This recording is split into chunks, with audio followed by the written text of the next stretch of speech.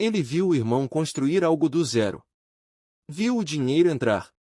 E aí, numa manhã, no momento em que o irmão saiu para o trabalho, ele pegou uma arma e foi direto para a cozinha, onde a cunhada estava cozinhando. Num bairro de Larores chamado Shalimar, 5 irmãos moravam juntos debaixo do mesmo teto com a mãe. O pai tinha se ido. Todos eles eram casados e tinham filhos. Todos eles estavam na luta. Trabalho diário, salário diário, sobrevivência diária, essa era a realidade daquela casa. Ninguém estava confortável. Ninguém tinha poupança. Mas tinham uns aos outros e tinham um sistema de família unida segurando tudo junto. O irmão mais velho se chamava Rizvan. A esposa dele se chamava Nisha. O segundo irmão se chamava Abdul Rahman. Rizvan vinha pensando há muito tempo. Tinha um amigo que tinha um tandoor, um negócio de forno tradicional de pão, e a vida desse amigo parecia visivelmente melhor que a sua. Rizvan foi para casa e disse para Nisha que queria abrir um também. O dinheiro não estava disponível, mas Nisha não hesitou. Ela tinha uma poupança própria, guardada aos poucos com o tempo. Disse a ele que ia contribuir com o que tinha e pedir o restante pro pai dela. O que fosse necessário, eles dariam um jeito juntos, e assim que as coisas melhorassem pagariam o pai de volta. Rizvan chamou os irmãos em seguida. Disse que ia abrir um tandoor e que, em vez de contratar pessoas de fora, queria os próprios irmãos trabalhando com ele. Prometeu pagar mais do que eles ganhavam no trabalho diário lá fora. Eles toparam. A poupança de Nisha e o empréstimo do pai dela se tornaram a base do negócio. Cada irmão assumiu uma função, um sovava a massa, outro moldava o pão, outro cuidava do forno, mais um fazia as entregas para os clientes. Rizvan ficava no caixa. Também adicionaram um negócio de grão de bico ao lado da padaria. O tandoor cresceu. O dinheiro começou a entrar de forma consistente.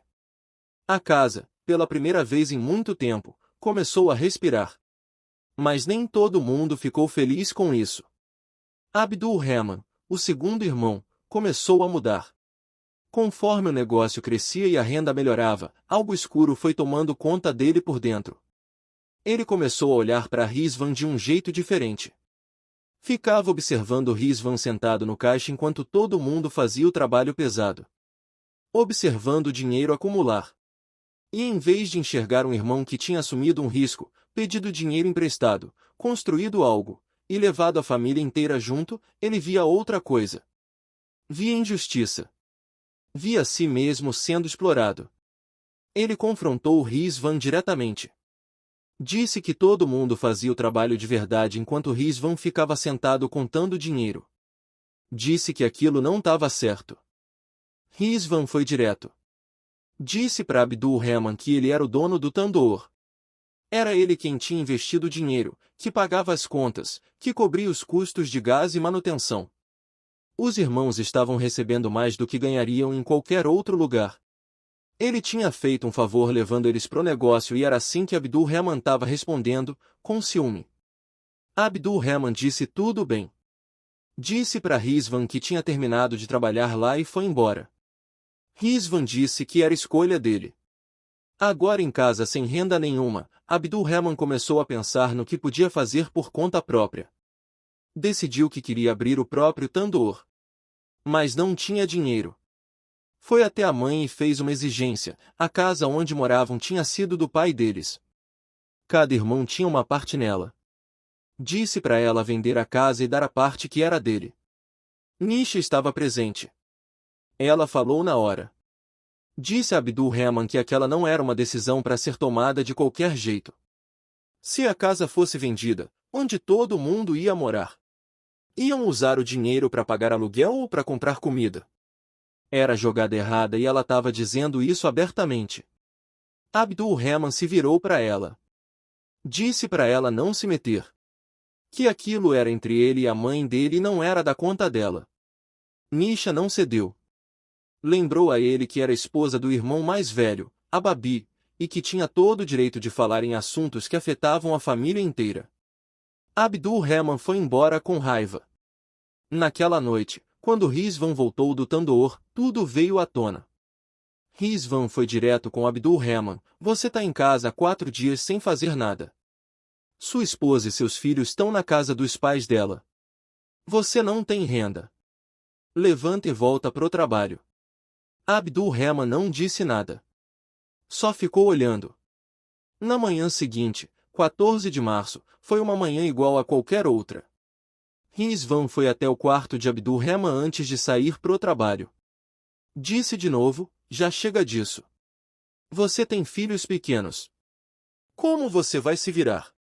Levanta e vem trabalhar. Para de ficar aí parado sem fazer nada. Abdul Rahman ficou olhando para ele em silêncio. Rizvan balançou a cabeça e foi embora. No momento em que Rizvan e os outros irmãos saíram pela porta, algo mudou dentro de Abdul Rahman. Ele se levantou. Carregou a pistola. E foi direto para a cozinha. Nisha estava lá, trabalhando, sem desconfiar de nada. Não fazia ideia do que ele tinha ficado pensando. Não fazia ideia do que estava na mão dele. Não fazia ideia do que ia acontecer. Ele chegou perto dela e, antes que ela conseguisse entender o que estava acontecendo, ele falou. Disse, você falou quando eu quis vender a casa. Você virou meu irmão contra mim. Você é a raiz de tudo isso. Ele atirou nela 4 vezes. Ela caiu. Ele fugiu. A mãe era a única em casa. Ela ligou para os filhos imediatamente. Eles voltaram correndo. Alguém chamou a polícia. Os policiais da delegacia de Shalimar chegaram, avaliaram a cena, levaram o corpo de Nisha para o hospital para fazer autópsia, e localizaram a família dela. O irmão dela, cujo nome era Zubair, foi contatado e veio. O boletim de ocorrência formal foi registrado no nome dele, e não no nome de Rizvan. O motivo foi deliberado. Os investigadores sabiam que, se Rizvan fosse o solicitante, havia o risco de ele eventualmente perdoar o irmão, assinar um acordo de reconciliação e deixar ele sair impune. Registrar o caso pela família de Nisha eliminava essa possibilidade. Abdul Rahman fugiu. A polícia fez buscas por ele em várias regiões. Os dias passaram. Então chegou a notícia. Abdul Rahman tinha sido capturado, preso pela polícia de Shalimar no Caxemira. Ele foi trazido de volta, colocado em custódia, investigado completamente, e confessou o crime. O caso foi encaminhado para julgamento. Nisha não tinha feito nada além de falar a verdade pela sua família. Tinha colocado a própria poupança no negócio que ajudou todo mundo naquela casa. Tinha falado uma verdade inconveniente para um homem que não queria ouvir.